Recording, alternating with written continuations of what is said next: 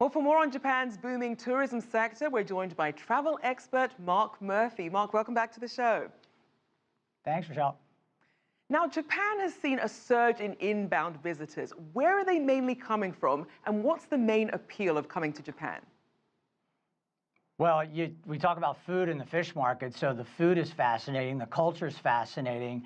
I traveled there right after the earthquake and the tsunami and was blown away by how spectacular the country is. And I think that's why people go there. It's a really interesting place to travel to. You've got tremendous food and great experiences, and it's a pretty diverse place in terms of the things you can see and do, from the different wards in Tokyo to getting up to the north to places like Sendai, where we went to visit after the devastation from the tsunami, you know, all the way down to the southern portion of the country. So I think that that's a big part of it. I think you're seeing a huge surge in Chinese tourists, and in fact, the Chinese traveler represents the largest inbound segment to Japan today, and that's continuing to grow. Last year it grew over 20% from the year before, and I believe it's somewhere around 6.5 million Chinese travelers visited Japan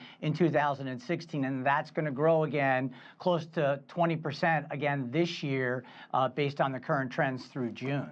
Now, let's also look at Tsukiji, obviously the fate of the world's largest wholesale seafood market.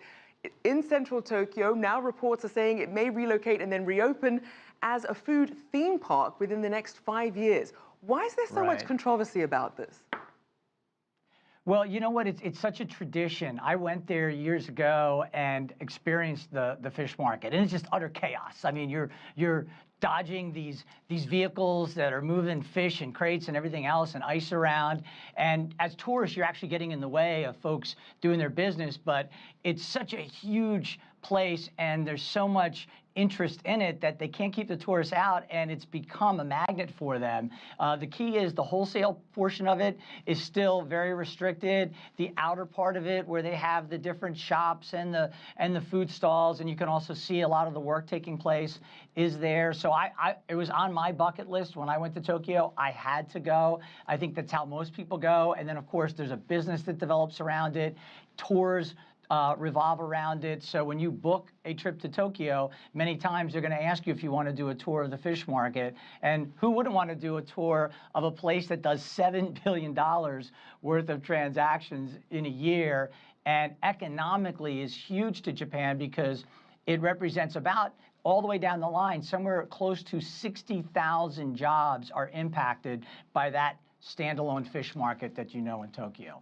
So give us an idea in terms of the broader economy. Just how important is the tourism sector economically to Japan?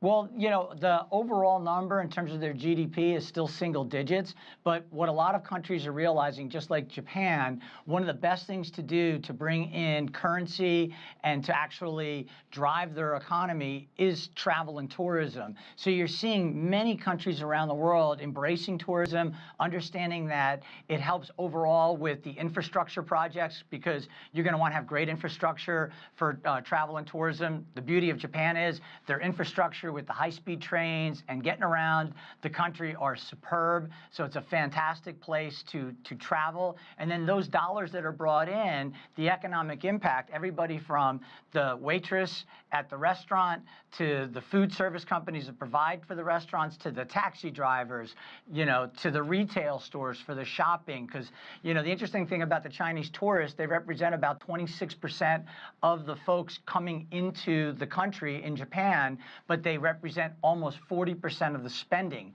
So they're outspending their, you know, arrival numbers by almost double, about 70%, and that's having a huge economic impact on so many fronts in Japan. That's why it's such an important part of most countries' marketing and promotion these days, to bring those folks into their respective countries. And we're certainly seeing Japan upping the ante, saying they want to now reach about 40 million. So what are some of the more creative ways that the country is trying to lure tourists?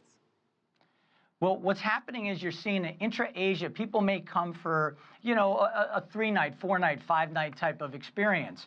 However, if you're traveling longer distances, you are probably going to stay longer. So what they're looking to do is they're looking to maintain and grow their intra-Asia business, but they're also looking outside of Asia for longer haul markets, because those folks who come, let's say someone like me coming from the New York area, I'm not going to go for 3 or 4 nights. I'm going to go for 10 or 12 nights, and my economic impact is going to be magnified as a result of that. So by bringing in some of those folks who are going to travel and stay for longer periods, you're going to increase the economic impact, and I think you're going to see a shift for a lot of the Asian countries in terms of trying to bring in that long-haul traveler more so. All right, well, thank you so much for your insights and happy travels. Travel expert there, Mark Murphy.